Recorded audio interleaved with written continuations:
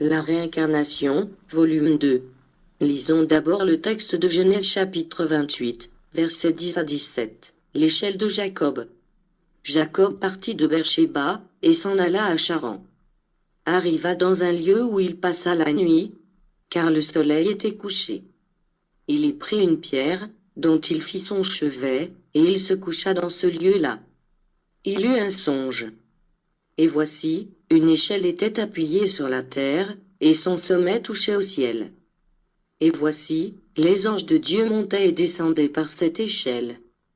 Et voici, l'Éternel se tenait au-dessus d'elle, et il dit, Je suis l'Éternel, le Dieu d'Abraham, ton père, et le Dieu d'Isaac. La terre sur laquelle tu es couché, je la donnerai à toi et à ta postérité. Ta postérité sera, comme la poussière de la terre, tu t'étendras à l'Occident et à l'Orient, au septentrion et au Midi, et toutes les familles de la terre seront bénies en toi et en ta postérité. Voici, je suis avec toi, je te garderai partout où tu iras, et je te ramènerai dans ce pays, car je ne t'abandonnerai point, que je n'ai exécuté ce que je te dis. Jacob s'éveilla de son sommeil et il dit, Certainement, l'Éternel est en ce lieu, et moi, je ne le savais pas. Il eut peur, et dit, Que ce lieu est redoutable. C'est ici la maison de Dieu, c'est ici la porte des cieux. Savez-vous la signification de cette échelle que Jacob vit dans ses rêves? Cette échelle représente la vie et l'évolution des esprits.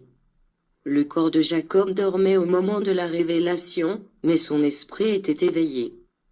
Il était élevé vers le Père en cherchant la prière, comme moyen d'y parvenir et, au moment où son esprit pénétra les régions de lumière, parvint à recevoir un message céleste, qui resterait comme un testament de révélation et vérité spirituelle pour son peuple, c'est-à-dire toute l'humanité, parce que je vous ai déjà dit, qu'Israël reste aujourd'hui non pas un nom matériel, mais spirituel. L'Israël spirituel, c'est-à-dire, tous les enfants fidèles de Dieu.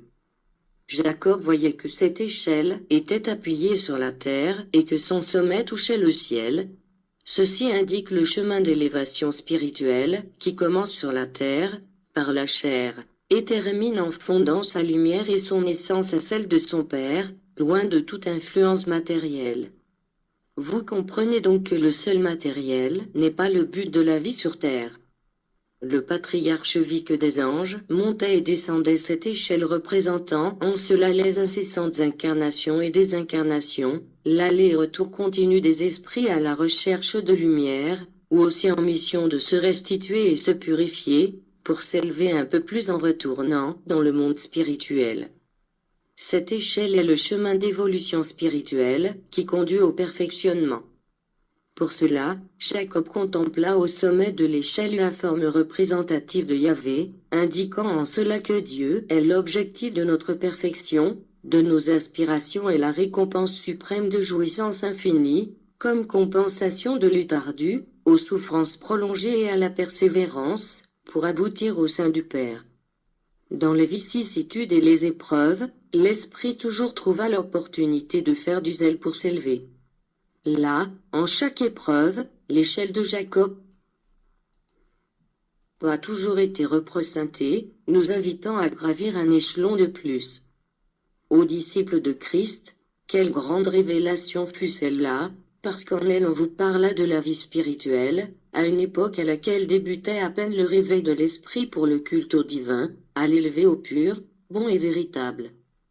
Ce message ne pouvait être destiné qu'à une seule famille, ni d'ailleurs à un seul peuple. Son essence était spirituelle et, par conséquent, revêtait une dimension d'universalité.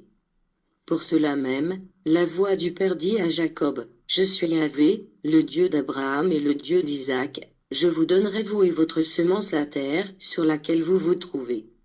Et cette semence sera comme la poussière du monde, et vous vous étendrez vers l'Occident, l'Orient, le Nord et le Sud, et toutes les familles de la terre seront bénies en vous et en votre semence. » Le volume 1 traite de la conversation de Nicodème avec Jésus sur la réincarnation. Loué soit Dieu et Christ Jésus, pour toutes les bénédictions dès le commencement des temps.